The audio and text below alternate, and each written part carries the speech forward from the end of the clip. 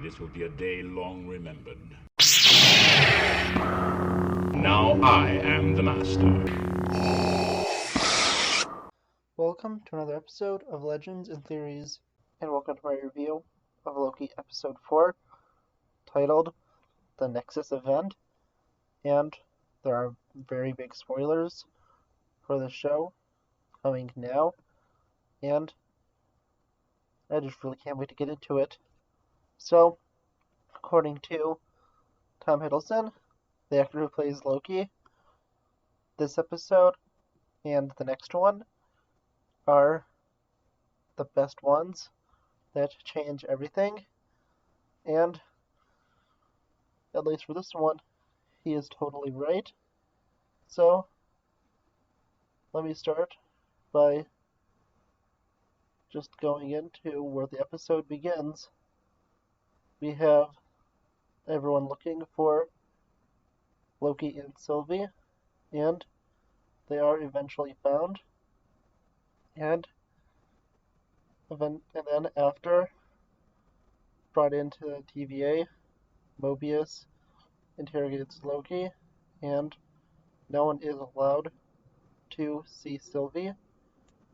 And going on from that, Loki tries to tell Mobius the truth, but thinking he's trying to trick him, Mobius doesn't believe him, at least until it is too late.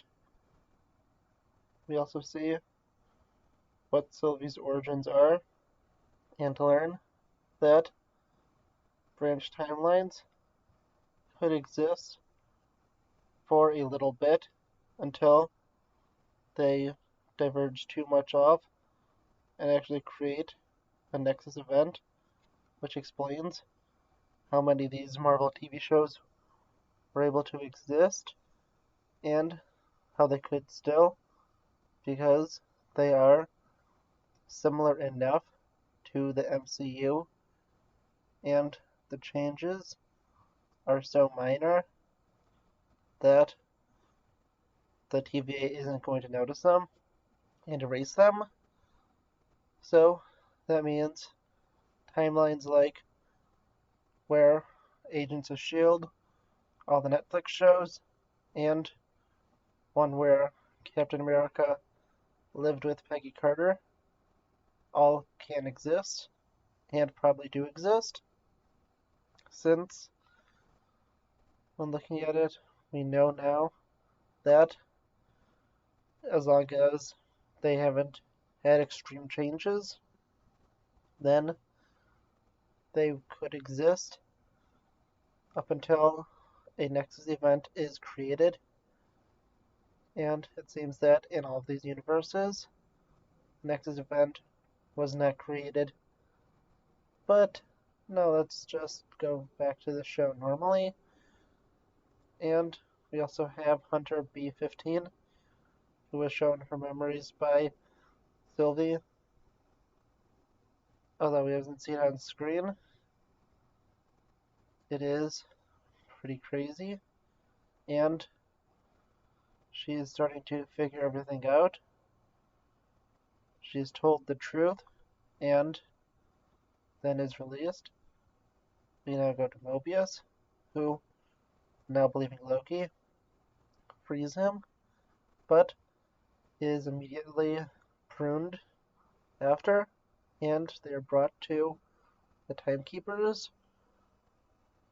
Loki and Sylvie are rescued by B-15, and after they go take out all of the guards and kill, well, not really kill, behead a timekeeper and learn that they are only animatronics, and this is all a scam, and that was a pretty big guess, and I was guessing that it was a possibility, and I feel like there was a good chance that the timekeepers were fake, but I wasn't fully sure, and thought they were going to end the episode right before the doors opened on the elevator, and that's where the next one would pick up. But I am glad that's not how it ended, because we now continue on, and we learn stuff that's even crazier. We see that Loki is also pruned before he could really tell Sylvie anything. And we end with a post-credits scene of learning that pruning doesn't kill people. It sends them to an apocalyptic world where they all are and are likely killed. But we learn that there's what I'm guessing is a bunch of Loki variants. One looks like more of a classic comic one. One was a kid, and the last one was an African American, but I'm not really sure, and we'll see what happens in the next episode.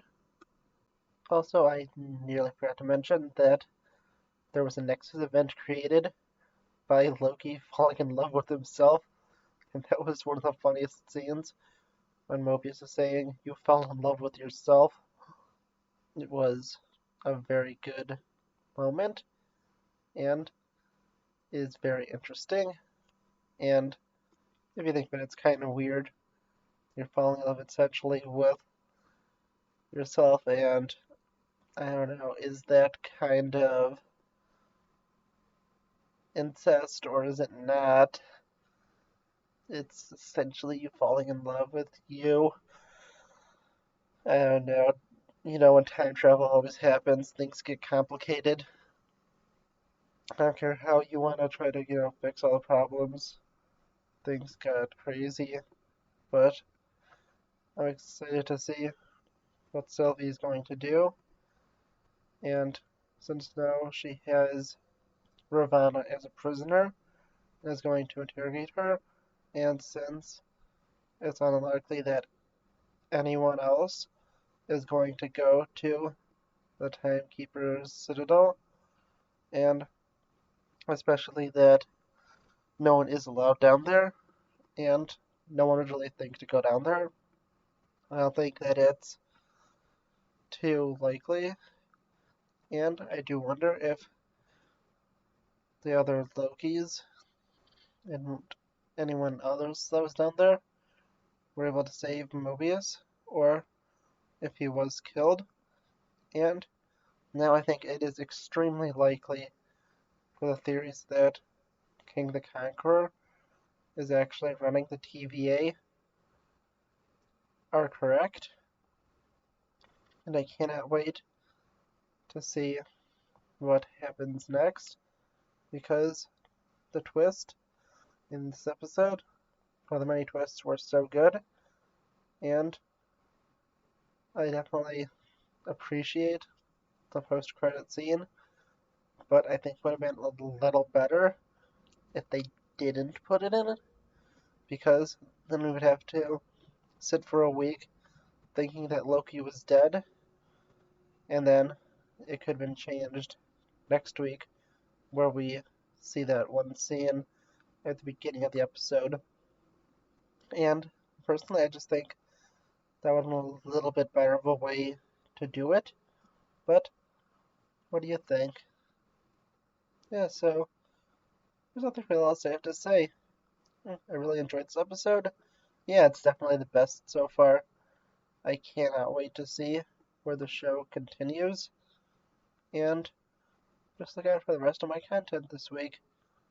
Tomorrow, I have my review on The Godfather coming out. The day after, I will have my review on Lego Star Wars Darth Vader's Castle set. And then I'll have my Bad Batch review the day after.